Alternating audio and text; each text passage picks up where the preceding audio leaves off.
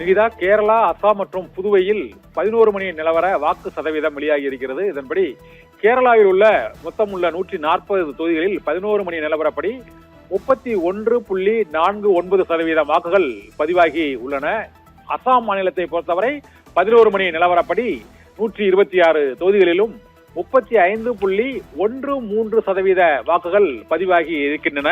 புதுச்சேரி மாநிலத்தில் அதிகபட்சமாக 37.70 அளவுக்கு வாக்குப்பதிவுகள் நடைபெற்றிருக்கிறது. கேரளா, அசாம் மற்றும் புதுவையில், புதுச்சேரியில் 38%க்கும் அதிகமாக 11 மணிக்கே வாக்குகள் பதிவாகி இருக்கிறது. கேரளாவில் அங்கு 140 தொகுதிகளுக்கான அந்த 11 மணி வாக்குப்பதிவு நிலவரம் வெளியாகி இருக்கிறது. 31.49%, அசாம் மாநிலத்தில் 35.13%, புதுச்சேரியில் 37.70% வாக்குகள் பதிவாகி இருப்பதாக அறிவிக்கப்பட்டிருக்கிறது. கேரளா மற்றும் அசாம், புதுவையில் இன்று சட்டமன்ற தேர்தலுக்கான வாக்குப்பதிவு காலை 7 மணிக்கு தொடங்கியது. கேரளாவில் உள்ள 140 சட்டமன்ற தொகுதிகளிலும் வாக்குப்பதிவு காலையிலிருந்தே விறுவிறுப்பாக நடைபெற்று வருகிறது. இப்போதைய 11 மணி நிலவரப்படி கேரளாவில் 31.49% வாக்குகள் பதிவாகி உள்ளன. அசாம் மாநிலத்தை பொறுத்தவரை அங்குள்ள 126 தொகுதிகளிலும் காலை 7 மணியிலிருந்து வாக்குப்பதிவு விறுவிறுப்பாக நடைபெற்றுள்ள நிலையில் 35.13% வாக்குகள் அங்கு பதிவாகி இருக்கின்றன.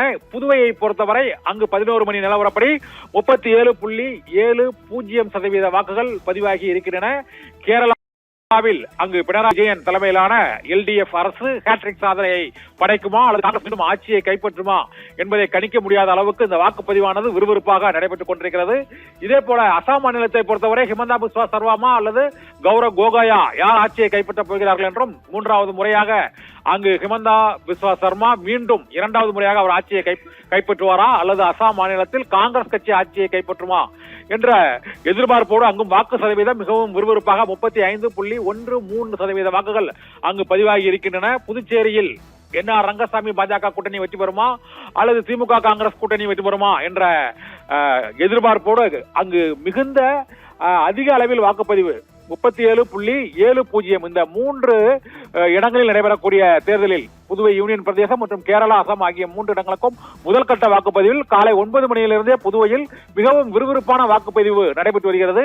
இது ஆட்சி மாற்றத்திற்கான வாக்குப்பதிவா அல்லது ஆட்சி தொடர்வதற்கான வாக்குப்பதிவா என்பது அந்த ஏப்ரல் 4ஆம் தேதி வாக்கு எண்ணிக்கையின் போது தெரிய வரும். இருந்த போதிலும் புதுச்சேரியில் விறுவிறுப்பான அந்த வாக்குப்பதிவு குறைவான 30 சட்டமன்ற தொகுதிகளுமே மிக குறைவான ஒரு 4-5 தெருக்கள் தான் இருக்கும் என்பதால் அங்கு முழுமையான வாக்குப்பதிவு கடந்த முறை 82%, இந்த முறை 90% வாக்குப்பதிவாகும் என எதிர்பார்க்கப்படுகிறது. ஏனென்றால் அங்கு 2 கட்சிகளுக்கும் இடையே திமுக மற்றும் காங்கிரஸ் கூட்டணி, இது தவிர பாரதிய ஜனதா கட்சி, NR காங்கிரஸ் கூட்டணி இடையேயான அந்த போட்டி கடுமையாக இருக்கக்கூடிய சூழ்நிலையில் இது போட்டி வேட்பாளர்களும் காங்கிரஸ் மற்றும் திமுக கூட்டணியில் அதிக எண்ணிக்கையில் இருக்கிறார்கள். இதே போல பாஜக மற்றும் NR காங்கிரஸ் கூட்டணியிலும் போட்டி வேட்பாளர்கள் அதிகமாக இருக்கக்கூடிய சூழ்நிலையில் முழுமையான வாக்குகளை அங்கு பதிவு செய்திட வேண்டும் என 90%-ஐ தாண்டும் புதுச்சேரியில் என எதிர்பார்க்கப்படுகிறது.